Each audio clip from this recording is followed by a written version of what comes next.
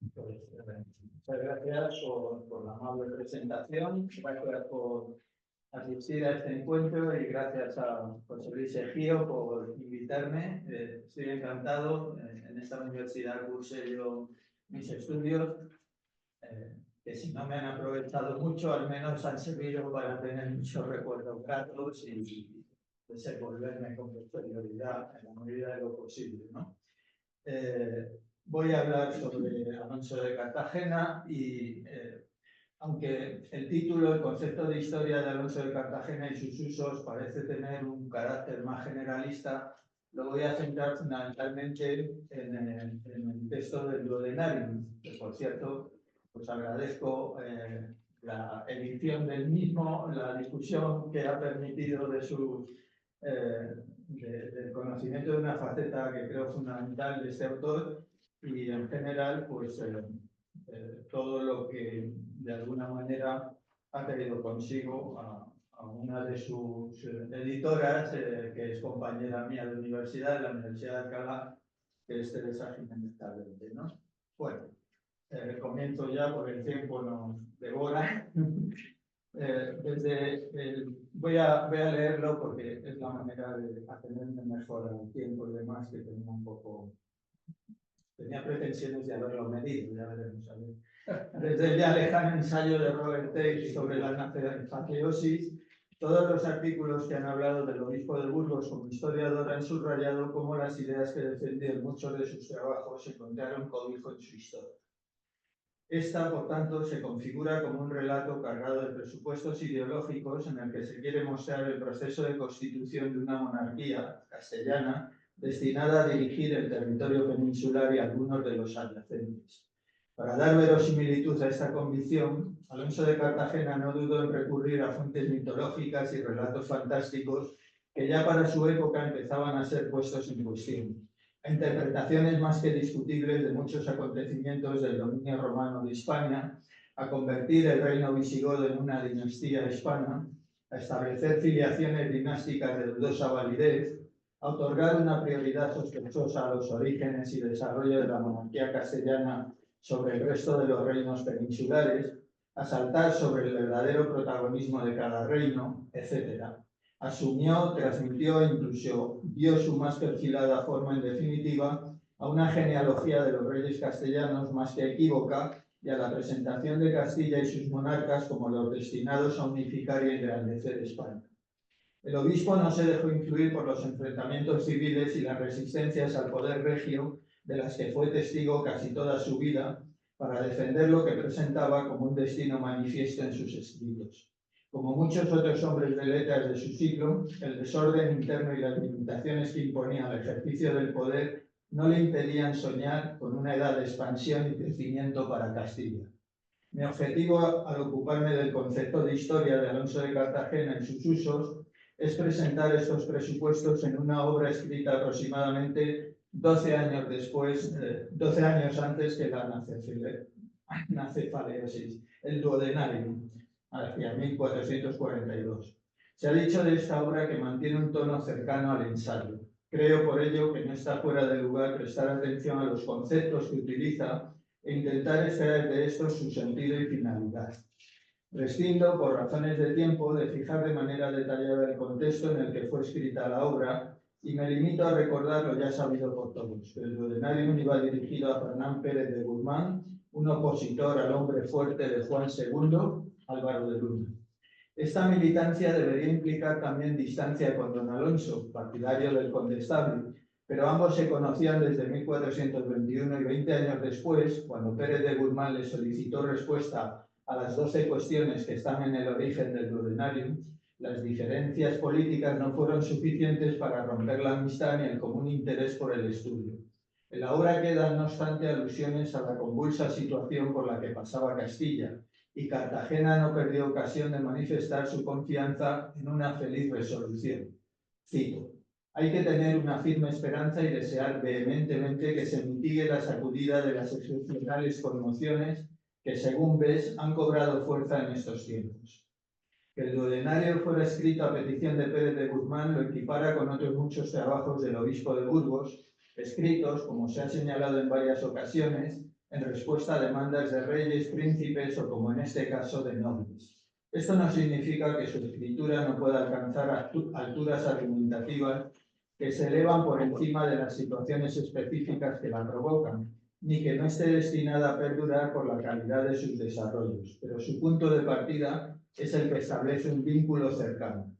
En el caso del duodenario se cumple con ese carácter circunstancial, tanto por el origen de lo escrito como por su estructura, pues Cartagena no deja de aludir, con ocasión del segundo prólogo, a la demanda reiterada de respuesta a sus preguntas por parte de su interlocutor, aprovechando un encuentro posterior a la entrega del primer binario, que tenía como objetivo conseguir que no se desencadenara una guerra entre facciones. Probablemente la respuesta a la tercera y cuarta cuestiones no habría tenido lugar sin esa insistencia, tan inoportuna quizá en las condiciones en las que se produjo, pero que sirvió para convencer al prelado del desbordado interés del exigente noble.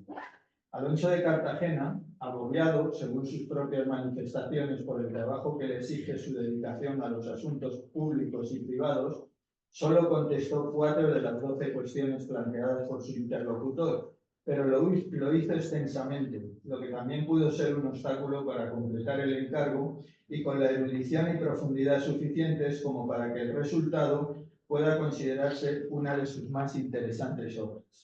Lejos de ser una anomalía, estas ocupaciones que le embargan son una constante de su vida. Ya en su discusión con Bruni, Cartagena reconoció que los italianos se ponían a escribir en cuanto comenzaban a saber, mientras que los castellanos, una vez formados, se empleaban en la corte, dedicándose a leer los libros escritos por aquellos. Si la acción cívica, o al menos el servicio de intereses utilitarios de índole diversa, ocupaban el ingenio y la entrega de los eruditos hispanos y justificaban, en opinión de don Alonso, su escasa producción teórica, nada tiene de extraño que esta misma dedicación práctica apareciera como una dificultad en su caso para completar las respuestas requeridas por el noble y curioso señor de Batres. Incluso si, como parece desprenderse del prólogo inicial, su interlocutor tuvo voluntad en un primer momento de cumplir con la totalidad del encargo. Las 4 preguntas a las que respondió planteaban lo siguiente: si son idénticos los títulos de rey y emperador, o si uno aventaja al otro, si hubo una escritura primigenia y cuántas lenguas y cuáles ha habido, qué rey español del pasado aventajó en virtud a los demás y debe ser considerado el mejor de todos, y por último, quién es superior, si el hombre o la mujer virtuosos. El obispo va a estructurar sus respuestas de 2 en 2, siendo precedido cada binomio por un prólogo y finalizando en cada caso con un multílogo. En el segundo de estos, Cartagena da por concluidas sus respuestas, de manera que la obra quedó inconclusa respecto de las 12 preguntas planteadas en origen, pero no en el ánimo de su autor, que consideró que había respondido por extenso en las 4 abordadas. Puede apreciarse la variedad de las cuestiones planteadas, a pesar de lo cual el obispo supo ligarlas, subrayando en el ultílogo final un vínculo entre la primera y la tercera, y la segunda y la cuarta. Lo que en la primera era una discusión sobre la dignidad de los cargos de emperadores y reyes, en la tercera se dirigía a determinar los más dignos de esos reyes, mientras que lo que en la segunda buscaba aclarar las lenguas existentes al inicio de los tiempos y los pueblos a los que dieron lugar, en la cuarta se reviste de indagación sobre la virtud de los hombres y mujeres que constituyen esos pueblos. Cartagena además tiene la habilidad de dirigir unas preguntas un tanto genéricas hacia asuntos suficientemente concretos como para poder servir de ejemplo y formar a quien se las planteaba, lo cual dice mucho tanto de su destreza intelectual como de las necesidades y las posibilidades de comprensión del personaje al que se dirigía. De la contrastación entre los términos o conceptos a los que dan pie estas preguntas y de los significados con los que se desarrollan, surgen unas explicaciones que se sirven de la historia, como su autor manifiesta, o que la dan por conocida, como cuando habla de Lucrecia y Catón. Cito: como sus actos los narran de manera muy brillante las historias, por ser conocidos de todos, no me apetece contarlos, sino comparar uno y otro. La historia, por tanto, aparece en el duodenario para someterla a escrutinio y apreciar su validez. Cartagena atribuye a los cronistas la función de contar la verdad de lo sucedido, Pero él no está haciendo esa historia, sino una especie de historia conceptual en la que opera con sus resultados. De cara a dar gusto a su interlocutor y también para su propia satisfacción de hombre de letras erudito, justifica la selección de sus modelos lejos de su época para evitar preferencias o desdenes personales. Pero esa aspiración a la objetividad la deja de lado si siente desde la subjetividad más absoluta que los escogidos resultan de una virtud indiscutible. Busca que los estudiados pertenezcan a diversas épocas, escoge monarcas de distintos reinos, quiere dejar de lado los afectos personales distinguiendo entre extranjeros y españoles, o desde la diversidad religiosa, elige personajes del mundo pagano, veterotestamentario de la época de la gracia. Utiliza la historia para crear ficciones que le permiten representar mejor lo que le interesa. Para determinar la virtud del gobernante se reserva la tarea de la que excluye a los historiadores, esto es, juzgar con nuestra razón como guía y con las enseñanzas de los sabios a dichos reyes como buenos o malos, y qué grado de bondad o maldad debemos atribuirles. Los procedimientos varían en cada caso y se sobreponen unos a otros, pero el obispo se sirve de ellos para construir esa meditación que considera que va más allá de la historia, pero que será útil para impregnar esta cuando decida escribirla. Pero el Duodenario no es solo un texto teórico, cuyas tesis deben ser comprendidas por Pérez de Guzmán y los nobles que como él se interesan por la cultura, sino que es también un instrumento de persuasión. Los múltiples ejemplos que presenta quieren instruir al amigo, pero también descontento súbdito sobre el comportamiento correcto. Mientras más familiares y cercanos sean los casos mostrados, más fácil será que asuma su carácter ejemplar. Para Cartagena, pegado a una forma de argumentación, unas formas expresivas, unas fuentes y, en definitiva, una forma de pensar y ser en la que están presentes los modos medievales, aunque no falte en su escritura algunos atisbos del nuevo humanismo, el ejemplo no es solo un caso en el que se muestra el principio general, sino que tiene fuerza demostrativa por sí mismo. Por eso, cuando recurre con mayor o menor profusión a ejemplos, lo que transmite no es un caso particular, más o menos representativo, sino que es la misma idea que se quiere demostrar o destacar. Lo que hace convincente cada ejemplo es la brevedad con la que transmite un caso, una situación o un sentimiento que se presenta como verdadero.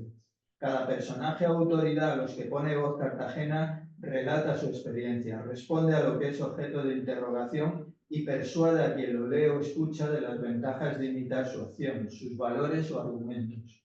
La finalidad didáctica del ejemplo narrado alcanza su culminación no tanto con la moralización momentánea de la conducta de quien accede a él, como con el cumplimiento de su función patriótica y trascendente. Ambas lo pondrán en paz consigo mismo, con su sociedad y con los principios eternos.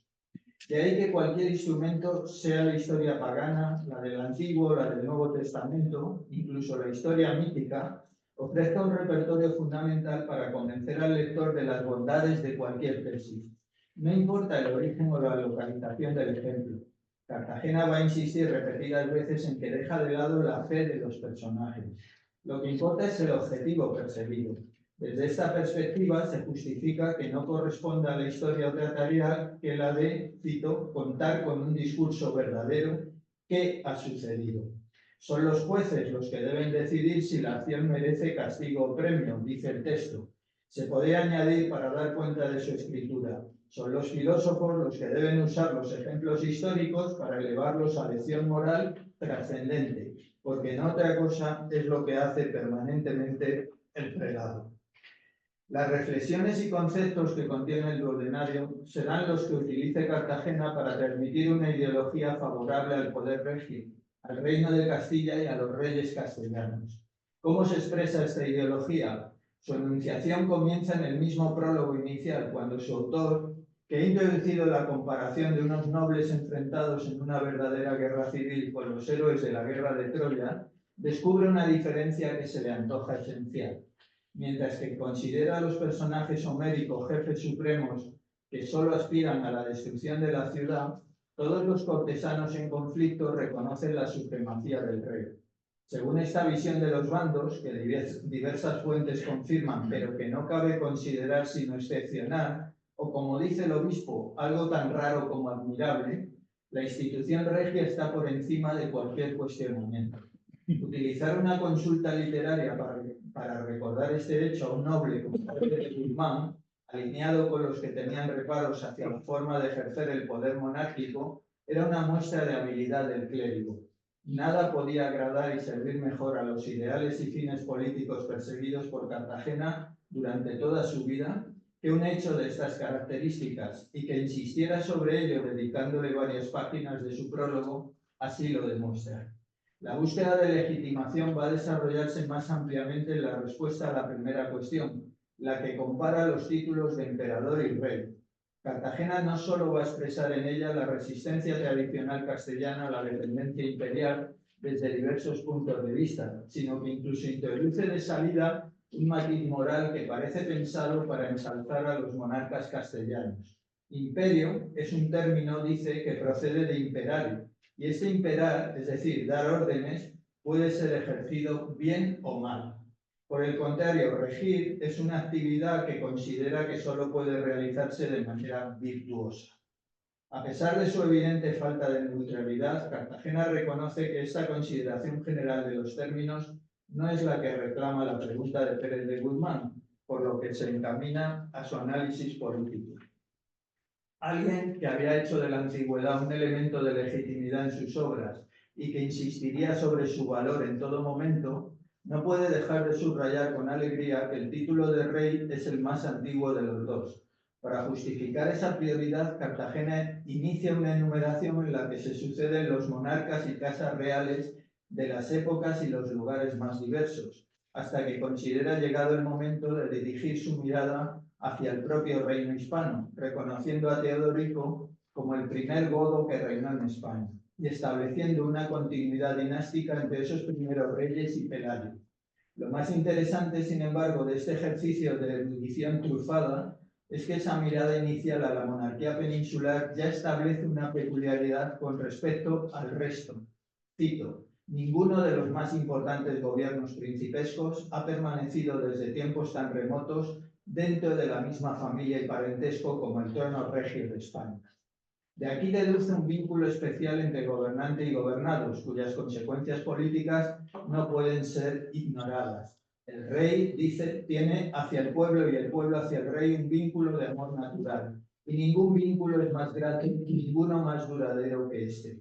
No conforme con este ensalzamiento del título regio y de los reyes hispanos en particular, Cartagena va a introducir otro argumento devaluatorio sobre el imperio, asociándolo al ejercicio temporal del poder militar entre los cartagineses y los romanos. En cambio, el nombre del rey implica un título perpetuo.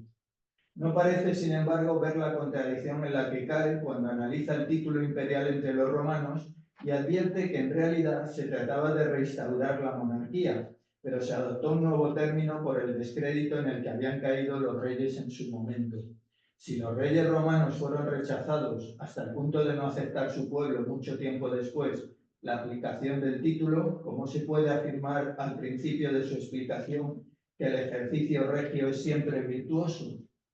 En realidad, aunque en el caso de los romanos sea más evidente por la amplitud de la explicación, la contradicción estaba presente desde el momento en que declaró de manera un tanto unilateral que regir era consustancial con la acción virtuosa, pues ¿cómo explicar en ese caso la sustitución de buen número de reyes y dinastías, empezando por un sardanápalo nada ejemplar al que alude de inicio? En cualquier caso, lo que le preocupa más a Cartagena es dejar sentado que los emperadores, aun cuando han ejercido su dominio en distintos lugares, desde Roma a Bizancio, de nuevo Italia y finalmente Alemania, en el presente no ejercen su autoridad sobre el resto de los reyes ni tienen superioridad alguna, aunque circunstancialmente puedan tener en territorio teutón algunos reyes como súbditos. El término rey, en definitiva, aventaja a todos en dignidad, pero esto no impide al obispo reconocer la preeminencia del título imperial romano por su antigüedad y por la primacía que ejerció sobre los demás reinos. La prioridad queda reducida al ámbito protocolario y se acepta que por el resto de los reinos, más en función del reconocimiento que le hace la Iglesia que de su propio título. Este, por tanto, nunca tiene carácter político ni implica superioridad alguna. La soberanía de los reinos es independiente del título imperial, circunscrito a su propio territorio. Al dejar bien sentada la equivalencia entre el gobierno imperial y el regio, el obispo se muestra en condiciones de volver su mirada a la península, si es que la ha apartado en algún momento, y recordar que en las mismas partidas se afirma que el emperador es un rey que no está por encima de los otros reyes. Cabe, no obstante, la excepción, y esta no puede ser otra que la de Alfonso VII, que hizo uso del título de emperador porque tenía reyes que le eran feudatarios. Poco a poco Cartagena se va alejando del discurso sobre los términos, que en realidad nunca le ha ocupado en exclusiva, y se centra en su uso histórico más cercano. Comunica a Pérez de Guzmán y a cuantos pudieran acceder a un texto que él mismo le recomendó corregir si fuera preciso, ampliar en algún caso y traducir para su mejor difusión, que en el reino castellano se debería haber adoptado el nombre de Reyes de España desde el mismo momento de la unión de Castilla y León bajo Fernando III. La equiparación entre Castilla y España, que ya había reivindicado en el discurso sobre la precedencia y en sus alegaciones, aparece de nuevo en el Duodenarium, que en su mayor parte utiliza la expresión reyes de España para los reyes visigodos y para los posteriores reyes castellanos. Asocia, además, la idea al liderazgo que atribuye a los reyes de Castilla en la lucha contra los musulmanes, un deber religioso y patriótico que por las veces que aparece en el Duodenario y en otras obras de Cartagena consideraba ineludible, pero al que también le adjudicaba lo que era importante para evitar que los españoles se enfrentaran entre sí. Un elemento de interés que viene a poner fin a la primera cuestión del Duodenario y que es coincidente con el discurso mantenido en obras como el discurso sobre la precedencia o el memorial de virtudes es el contraste entre el rey que vela por el interés general y el tirano que persigue su propio provecho. Al subordinar el término rey a la búsqueda del bien común, el obispo establece la necesidad de que el monarca sea algo más que un gobernante absoluto. No es posible poner en cuestión la defensa de la persona del rey realizada por Cartagena durante toda su vida, pero parece claro que sintió siempre que ese compromiso no era incondicional ni podía suponer la conversión del monarca en un autócrata, sino que sometía el poder personal al servicio público. Cartagena, por lo demás, no pierde la ocasión de reivindicar las glorias patrias, y cuando éstas no parecen darse o no se conocen al menos en la misma medida que las que se atribuyen a otros reinos, retoma el lamento de Salustio por la ausencia de historiadores que narraran las hazañas del pueblo romano y argumenta que si entre los santos que ocuparon tronos no figuran príncipes hispanos, no es porque no los hubiera, sino, cito, porque tras su defunción no hubo preocupación por escribir sobre sus virtudes y poner sus milagros en conocimiento de la sede apostólica. Sin duda, esta disculpa por el escaso protagonismo de los reyes hispanos en el Santo Oral debía completarse con el mensaje final de su libro Ensalzador de la Monarquía y dirigido al políticamente díscolo Pérez de Guzmán, en el que Cartagena le indica que las explicaciones que le remite están destinadas a que conozcas con tu penetrante vista por qué motivo se confiere tanto honor a la dignidad regia y al imperio. Muchas gracias.